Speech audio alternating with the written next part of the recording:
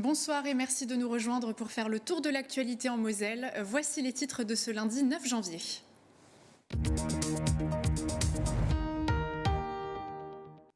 Depuis 2019, le plan Deep Tech favorise la création de start-up innovantes en France avec un budget de 2,5 milliards sur 5 ans. Et cette année, 500 millions d'euros supplémentaires doivent être alloués. Un plan annoncé par la ministre de l'Enseignement supérieur, Sylvie Retailleau, ce lundi matin en Moselle. Autre personnalité en visite sur notre territoire, Indira Ampio, Miss France 2023. Pour sa première sortie officielle, elle a posé ses valises au Centre Best à Faré-Bersvillers, accompagnée de notre Miss Lorraine, Sarah Aoutar. Et la saison des dégustations de galettes est lancée depuis l'Épiphanie et la tradition ne se perd pas à tel point qu'il y avait même la queue devant certaines boulangeries. La météo de mardi, ciel gris toute la matinée avec 3 degrés attendus sur le département. Dégradation l'après-midi avec la pluie qui s'invite. Comptez 11 degrés au meilleur de la journée. Météo grise mais également ensoleillée côté sport. Notre chroniqueur Mathieu Anquinet nous proposera un récap des résultats sportifs du week-end. Football, handball ou encore volley sont au programme. Mais d'abord, on développe le reste de l'actualité.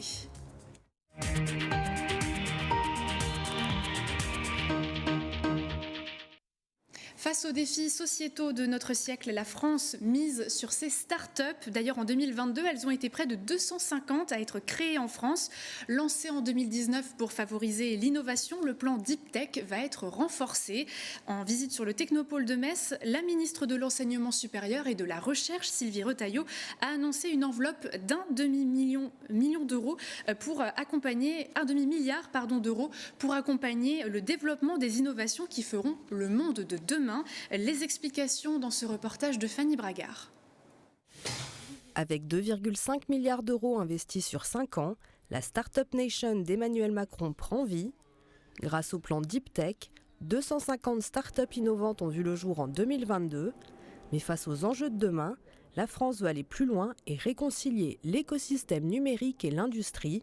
Quand on pense aux problématiques sur le climat, la biodiversité, sur aussi des technologies qui vont moins consommer comme le quantique ou qui vont apporter des solutions en santé ou dans tout ce qui est climat comme l'intelligence artificielle, oui, je pense qu'on a besoin de faire sortir encore plus toute la connaissance, toutes les découvertes, tout le potentiel qu'on a dans nos laboratoires. Dans cet institut de recherche technologique sur les matériaux, métallurgie et procédés, une centaine de chercheurs et ingénieurs développent des technologies de pointe pour l'industrie. Chaque année, ils déposent une vingtaine de brevets. On développe des moyens industriels et des moyens humains qui permettent de les opérer et qui s'appuient sur des savoirs dans le domaine de la métallurgie, de la physique, de la modélisation numérique. On a plus de 30 millions d'investissements dans nos plateformes, donc ce sont des investissements conséquents et qui demandent des temps assez longs pour faire mûrir des systèmes techniques du futur. Pour passer à la vitesse supérieure, la ministre de la Recherche annonce un renforcement du plan Deep Tech avec 500 millions d'euros supplémentaires afin de consolider les passerelles entre le monde académique et les industriels. À l'Université de Lorraine, il y a aussi le PEPIT qui permet l'entrepreneuriat des étudiants et qui est un exemple en France de centre de formation à l'entrepreneuriat. Et cet entrepreneuriat qui va accompagner les étudiants dans tous les cycles de formation pour pouvoir justement être prêts, être mieux formés et sensibilisés pour la création de start-up. En facilitant le parcours des chercheurs et le transfert de leurs technologies disruptives vers l'industrie, la France ambitionne de créer d'ici 2030 plus de 500 startups par an. 90% des laboratoires baissent à nouveau leurs rideaux partout en France. Ils sont en grève depuis aujourd'hui et dénoncent des prélèvements et économies imposés par la loi financement de la sécurité sociale pour 2023. Explication avec Lucie Philippot. Il était difficilement possible de venir en laboratoire aujourd'hui. En France, 90% des centres de biologie médicale sont en grève. Déjà, depuis le 2 janvier, les professionnels ne remontent plus les résultats des tests PCR du Covid-19 dans la base de données accessible par le gouvernement qui recense le nombre d'infections. Avec le projet de loi financement de la sécurité sociale qui devrait entrer en vigueur le 1er février, les laboratoires seront prélevés davantage sur leurs activités. Aujourd'hui, ils frappent à nouveau. François Braun s'était exprimé à ce sujet jeudi 5 janvier sur le plateau de Télématin. C'est un secteur qui a des bénéfices hors norme dans le monde de la santé. 3 milliards de bénéfices en 2021, quand même. Pour eux, pour le coup, ils ont profité du Covid. Ces 3 milliards, c'est la sécurité sociale. Hein. Un chiffre que réfutent les biologistes. Là où on est très, très déçus finalement, c'est que le gouvernement s'entête à donner des chiffres erronés. Il parle de 3 milliards d'euros de bénéfices grâce au Covid. C'est des chiffres qui sont complètement faux puisqu'on est autour de 850 millions d'euros, ce qui est énorme. On est tout à fait d'accord. Et nous, justement, au regard de ça, on propose de rendre 80% des bénéfices liés au Covid. Et ça ne suffit pas. Le gouvernement, lui, veut beaucoup plus que ça. On souhaite réengager les discussions avec le gouvernement et la CNAM de manière sereine, avec des propositions qui tiennent la route, et pour nous, et pour la Caisse nationale de l'assurance maladie, justement. Les laboratoires annoncent la fin de la grève pour le dimanche 15 janvier. Si aucune discussion n'est menée, celle-ci devrait être reconduite. Les laboratoires restent cependant ouverts pour les prélèvements urgents, notamment en cas d'hospitalisation. Il est préférable d'appeler avant de se déplacer. Pour sa première apparition publique depuis son sacre, Indira Ampio, élue Miss France 2023 en décembre dernier, s'est rendue en Moselle, au centre commercial Best de Far-Ebersviller. Sarah Outard, Miss Lorraine, était également à ses côtés. Pendant 4 heures, les deux reines de beauté ont rencontré de nombreux fans. Retour en images sur l'événement. La file d'attente est longue de plusieurs dizaines de mètres. Mais qu'importe, ses admirateurs sont prêts à faire la queue des heures pour rencontrer Indira Ampio, Miss France 2023. Je m'attendais à ce qu'il y ait du monde, mais on va attendre le temps qu'il faut pour avoir une photo et une dédicace. Mes enfants sont fans de la Miss France et ils voulaient absolument la voir, donc comme chaque année. J'ai jamais rencontré de Miss France et donc je me suis dit que ça pouvait être sympa pour la supporter aussi.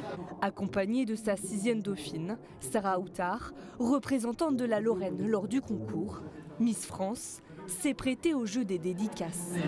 Luna, avec un U ou OU? Et des séances de selfies. Une première sortie en public mouvementée, loin du train-train quotidien de la jeune femme âgée de 18 ans. Tous les jours, je fais quelque chose de différent et ça, c'était pas commun. On avait l'habitude avec les candidates d'être dans une bulle entre guillemets. Donc là, c'est vrai que ça a changé complètement. Après, c'est pas vraiment ma première séance de dédicace parce que j'en avais fait une en tant que Miss Guadeloupe. Mais je trouve que c'est toujours dans la bienveillance. On va passer un très bon moment. Précieux sésame en poche, ces chanceux n'oublieront pas de sitôt ces quelques secondes passées auprès de la reine de beauté. Je trouve qu'Indira, elle est plus belle qu'à la télé. Elle est très sympa et très avenante. Elle est super gentille, elle est hyper naturelle. Bon, c'est une toute jeune femme et du coup, forcément, on sent la jeunesse et on sent qu'elle a envie d'être là et elle est super souriante. Elle nous prend dans les bras volontiers, c'est génial. Elle est super gentille. En témoignent ses sourires. Première sortie réussie pour Miss France 2023. Ce mardi 10 janvier, Elisabeth Borne doit annoncer le contenu de la réforme des retraites. Les grandes lignes semblent déjà se dévoiler. On en parle dans la chronique du jour.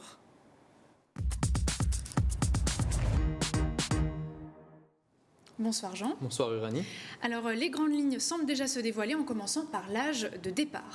L'âge de départ est la mesure emblématique du projet gouvernemental censé, on le rappelle, combler les déséquilibres à venir du système des retraites. Alors 64 ou 65 ans, il semblerait à l'heure actuelle que la balance pencherait du côté de la première option, un départ à 64 ans au lieu de 62 avec un recul progressif de 3 mois par an. Concrètement, Uranie, cette réforme concerne l'ensemble des générations nées à partir du 2e semestre 1961. Donc ceux qui ont 62 ans cette année verront leur âge de départ repoussé de 3 mois et ce sont les personnes nées en 1968 qui seront les premières à partir à la retraite à 65 ans en 2032, à 64 ans pardon, en 2032. Et donc ce recul de l'âge de départ s'associe avec une accélération forcément de l'allongement de la durée de cotisation qui passerait à 43 ans d'ici 2035. Je crois que ce sont des bases qui vont pouvoir dépendre de certains critères comme l'âge où on commence à travailler ou encore la pénibilité de son travail. Effectivement, le gouvernement prévoit un départ anticipé de 2 ans pour ceux qui ont validé 5 trimestres avant l'âge de 20 ans et jusqu'à 4 ans pour ceux qui en ont accumulé 10 toujours avant 20 ans. Pour ce qui est de la pénibilité, les critères comme le port des charges lourdes ou les vibrations mécaniques abandonnées en 2017 devraient faire leur grand retour. Pour rappel, chaque année, 100 000 personnes partent de manière anticipée à la retraite car elles sont jugées inaptes au travail. Autre point important, Jean, le minimum retraite. Là aussi, un scénario se dégage. Emmanuel Macron s'était engagé pour une pension minimale à 1 100 € durant sa campagne, pension réévaluée à 1 200 € en raison de l'inflation. La question maintenant, c'est à qui sera destiné ce minimum retraite. Le gouvernement serait prêt à l'octroyer à tous les retraités et donc pas seulement aux nouveaux entrants. Enfin, le gouvernement prévoit de créer un index senior, tout ça pour faciliter l'emploi.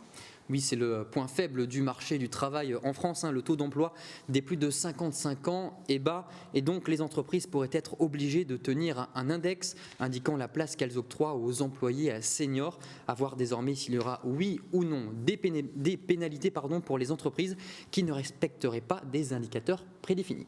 En tout cas, c'est une réforme, on le rappelle, dans sa globalité largement rejetée par l'opposition et les syndicats qui pourraient donc se mobiliser très fortement. Le texte sera examiné en Conseil des ministres ce 23 janvier. Merci beaucoup Jean pour les explications. Comment se faire entendre et passer un message en douceur en offrant 2 galettes de roi crues? C'est en tout cas ce qu'ont fait les boulangers de la circonscription de Sarrebourg avec le député Fabien Di Filippo. Un geste symbolique pour illustrer la crise de l'énergie qui menace une grande partie de la profession. Vous les apporterez à l'Assemblée nationale pour les faire cuire dans vos cuisines. Chaque député pourra donc porter notre message sur le souci du prix de l'électricité, a précisé Daniel Seyer, ancien président des boulangers du Grand Est. Pour la suite, pas d'action symbolique au département, mais ça n'a pas empêché les boulangers d'échanger également sur les conséquences de cette crise énergétique avec les élus. Une rencontre dans le cadre de la présentation d'une galette des rois géante réalisée par la boulangerie du Dos. Regardez. Une galette des rois géante pour symboliser l'ahurissante crise qui touche les boulangers. La Fédération des boulangers pâtissiers de Moselle profite de cette présentation de la meilleure galette mosellane réalisée par Michel Dudot pour alerter le département sur la situation. Tous les soutiens sont bons à prendre. Évidemment, si demain le département pouvait faire des chèques dans toutes les boulangeries pour nous aider, ce serait certainement le bienvenu. Mais ce n'est pas aujourd'hui la vocation du département. Un cri d'alarme entendu par le département. Ce dernier a tenu à montrer son perpétuel engagement envers les professionnels du secteur. On a rappelé la démarche que nous avons engagée afin que les baguettes qui rentrent dans la table des réfectoires des 90 collèges de Moselle soient des baguettes produites par les artisans dans le cadre des relations administratives et juridiques que nous avons mis en place avec la Fédération des boulangers de Moselle. Et aujourd'hui, c'est une production qui apporte un chiffre d'affaires aux boulangers de proximité. Et pour nous, cet ancrage territorial est absolument essentiel et indispensable.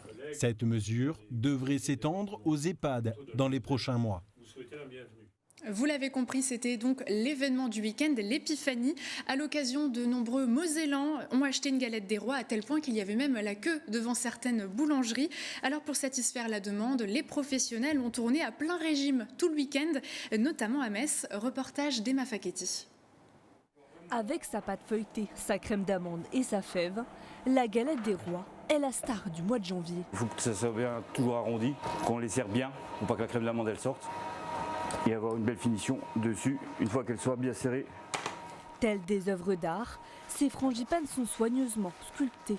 Donc on va la rayer de façon à pouvoir avoir un beau décor pour la cuisson. Au total, près de 1500 galettes ont été confectionnées dans les 3 boulangeries du Dos dans la journée. Donc on est tout le temps, du matin au soir, sur la galette. Il faut dire que des dizaines de gourmands veulent goûter cette frangipane, élue meilleure galette du Grand Est. Alors en ce week-end de l'épiphanie... Ouais, à peu près tous les 30-40 minutes, il faut remplir parce qu'il n'y a plus rien. La boutique tourne à plein régime. C'est un week-end où on est débordé et c'est un gros mois pour nous. Même constat dans cette autre boulangerie messine. Les clients continuent de perpétuer la tradition. On a grandi quand même en Lorraine avec la tradition de la galette des rois. Et ma femme est vraiment fan de frangipane et de galettes. Donc pendant la période-là, elle en mange presque une part par jour. Donc voilà, c'est une coutume de venir prendre une petite part de galette des rois. Alors moi, j'aime pas la frangipane. Donc là, il y avait pommes. Mais sinon, peu importe. tant que j'ai la fève. Un engouement qui rassure ce boulanger. Les gens viennent que pour la galette et pour la qualité. C'est une période qui est non négligeable pour nous, du point de vue chiffre. Ça aide beaucoup après. Donc, du point de vue chiffre, c'est bon. Pour récompenser ses clients, le professionnel a même lancé un supplément, un jeu concours pour gagner une pièce d'or d'une valeur de 340 €. Les gens sont toujours intéressés par ça, mais cette année, je vois que les gens ne viennent pas acheter la galette rien que pour participer au jeu. Pièce d'or ou fève, vous avez encore quelques semaines pour tenter de devenir le roi ou la reine en dégustant des galettes. Pour la suite, on parle chiffres. Le parc animalier de Sainte-Croix arbore un nouveau record de fréquentation. 358 483 visiteurs ont franchi les portes du parc en 2022, soit 441 personnes de plus qu'en 2019. La direction du parc a également constaté un retour d'une clientèle groupe, avec notamment plus de 46 000 scolaires et enfants de centres de loisirs et plus de 15 000 personnes pour les sorties en groupe. Gros succès également pour l'offre d'hébergement, avec plus de 32 000 personnes accueillies dans les lodges. Une dynamique post-Covid retrouvée pour ce fleuron touristique. Et puis 222 627, c'est le nombre de visiteurs venus en 2022 au centre Pompidou-Metz. Parmi eux, un peu plus de 102 000 personnes se sont déplacées pour découvrir l'exposition Mimesis, un design vivant. Cette hausse de fréquentation s'est ressentie dès l'arrêt du pass vaccinal et du port du masque obligatoire, et d'autant plus au dernier trimestre 2022 avec le retour des scolaires en augmentation de 33%. Le centre a également recensé 22% de touristes étrangers, issus notamment des pays frontaliers. Et c'est le moment d'enchaîner notre tenue sport pour la chronique du jour.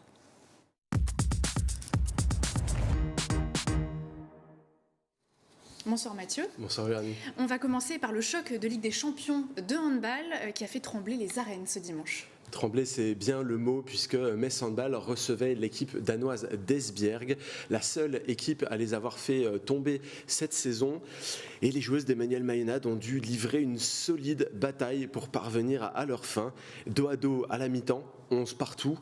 C'est la deuxième partie du match qui a été décisive, puisque les Dragons ont été bien aidés par Camille Depuiset, leur gardienne plutôt en forme.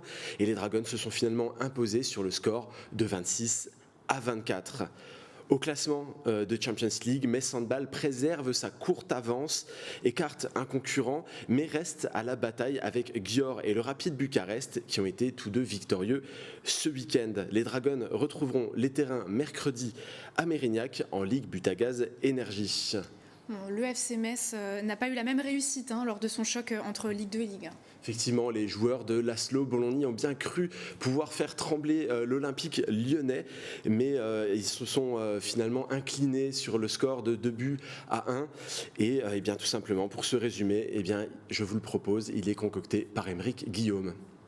Après sa victoire face à Raon-l'Étape puis face à Épinal, le FC Metz était en déplacement au Groupama Stadium pour y affronter l'Olympique lyonnais dans le cadre des 32e de finale de la Coupe de France. Face au Grenat, l'OL s'est montré sérieux dans la possession mais beaucoup moins dans la finition. La barre transversale de Maxence Cacré sur coup franc ou encore l'énorme raté de Moussa Dembélé après le quart d'heure de jeu en atteste. Si le score est nul et vierge à la mi-temps, le premier tournant du match aura lieu à l'heure de jeu. Un long ballon de Thiago Mendes et prolongé par Moussa Dembélé permet à Bradley Barcola de contrôler dans la surface et de tromper Alexandre Oukidja du pied droit. Il aura fallu attendre ce premier but pour voir le FC Metz dangereux offensivement, et de quelle manière. Au 25 mètres, Ablaye Diallo récupère le ballon de la poitrine pour enchaîner d'une énorme frappe du pied gauche. Anthony Lopez ne peut rien faire et cette barre rentrante remet les deux équipes à égalité. Cette occasion donne des ailes au Grenat qui manque de prendre l'avantage au score. En contre-attaque, le centre du buteur messin ne trouve ni Lamine Gueye ni Lenny Joseph dans la surface. Mais après une nouvelle pression lyonnaise, Ryan Cherki se charge d'un deuxième corner consécutif. Délaissé dans la surface, Castello Luqueba tente une tête plongeante contrée par Fally Kandé dans son propre but. L'OL prend donc l'avantage. La montée dans le temps additionnel d'Alexandre Oukidja sur corner ne changera rien au tableau des scores. À la récupération du ballon, le gardien glisse et l'arbitre sifflera en faveur de Lyon. Défaite donc 2-1 pour le FC Metz, éliminé de la Coupe de France et qui connaît sa première défaite depuis 2 mois. Retour au championnat désormais avec un déplacement à Nîmes ce mardi soir pour le compte de la 18e journée de Ligue 2. Villerutil de son côté n'a pas non plus créé l'exploit face à Annecy. Oui, le scénario n'a pas été le même pour les Lorrains qui étaient opposés à Annecy dans la compétition centenaire. Menés très tôt dans la rencontre, ils n'ont nourri que peu d'espoir malgré un but inscrit sur pénalty. Ils s'inclinaient finalement sur le score de 1-6 pour mettre fin à leur belle aventure, une aventure historique dans la Coupe de France cette saison. Ils retrouveront prochainement le championnat de Régional 1. Je vous propose de continuer avec du volley. Le TFOC continue sur sa bonne série. Le TFOC enchaîne les très bonnes performances après avoir fait tomber le leader nantais. Les Tervillo-Florangeoises ont fait tomber les joueuses de Paris-Saint-Cloud, elles aussi mieux classées sur leur propre terrain. Finalement, les Mariannes ont réussi à se montrer convaincantes que dans le premier set et finalement à résister dans le troisième pour ne s'incliner qu'avec un set gagné contre 3 pour le TFOC. C'est une nouvelle victoire importante pour les Bleus qui, au classement, réalisent une bonne opération. À défaut de gagner des places, elles confortent leur 4e rang et recollent au trio de tête qui est composé de Nantes, Paris-Saint-Cloud et Le Canet. La prochaine étape pour le TFOC, c'est un rendez-vous important avec la CEV Cup et la redoutable équipe d'Istanbul. Ça se passera bien sûr sur Moselle TV avec une édition spéciale dès 19h, suivie du match en direct et en exclusivité avec les commentaires d'Anne et d'Arnaud Desmerlet. Et on continue avec Metz Basket Club. Les joueurs se sont pris les pieds dans le tapis face à Tremblay. Effectivement, ils ont manqué leur entrée dans l'année 2023. Pourtant, il s'agissait d'un match qu'ils avaient plutôt bien en main. Tremblay, un autre candidat à la montée, a finalement réussi à renverser les hommes de Yossri Boualeg qui ont laissé filer la victoire dans les derniers instants face à un public médusé. Nous avons jeté un œil au classement puisque cette 5e défaite de la saison relègue les basketteurs messins à la 5e place de leur poule. Concernant la perspective de jouer les playoffs, tout reste possible puisqu'ils affronteront les Alsaciens du VOSB ce samedi à 20h. Et enfin Mathieu, vous aviez envie de revenir sur ce monument de rugby français qui vient d'annoncer sa retraite. Bien sûr, il s'agit de Morgane Parra qui raccrochera les crampons à l'issue de la saison 2022-2023. Actuellement joueur du Stade français, il a fait les beaux jours de l'ASM Clermont de 2009 à 2022 où il a remporté le championnat de France à 2 reprises ainsi que le Challenge européen. En sélection nationale, on se souvient de ses exploits avec le Grand Chelem glané dans le tournoi Destination en 2010. Et certains l'ignorent peut-être, mais avant cela, il a débuté le rugby à Metz, au RC Metz pour être précis, un club où sa famille reste très impliquée et lui-même en est devenu le coprésident il y a quelques mois. Le rendez-vous avec lui est tout simplement pris au stade de la Grange-aux-Bois dans les prochains mois en tant que retraité. Merci beaucoup Mathieu pour cette chronique et si on n'a pas eu assez de sport aujourd'hui, on vous retrouve comme d'habitude demain à 18h30 dans Moselle Sport en compagnie d'Emmanuel Belot et Mélissa Decker du roller derby Metz Club, c'est bien ça. On va sortir les patins. Merci à vous. Cet après-midi, le préfet de la Moselle, Laurent Touvet, a présidé la cérémonie d'installation de Philippe Deschamps, nouveau sous-préfet de Thionville. Une cérémonie pluvieuse qui s'est tenue au monument aux morts du cimetière Saint-François. Alors son nom est connu depuis le 29 décembre dans le journal officiel. Philippe Deschamps était jusque-là administrateur général de l'État et sous-directeur des systèmes d'information à Paris. Il succède à Thierry Heguet, parti prendre ses fonctions auprès du préfet d'Occitanie en tant que préfet chargé des sujets liés à l'ours dans le massif des Pyrénées. Et on se quitte sur ces dernières images. Rendez-vous sur nos réseaux sociaux et bien sûr notre site internet pour voir et revoir nos reportages et émissions et les partager bien sûr. Pour la suite de votre programme, Moselle TV passe en mode grenat avec un nouveau numéro de Graouli Mag. Très belle soirée et à demain.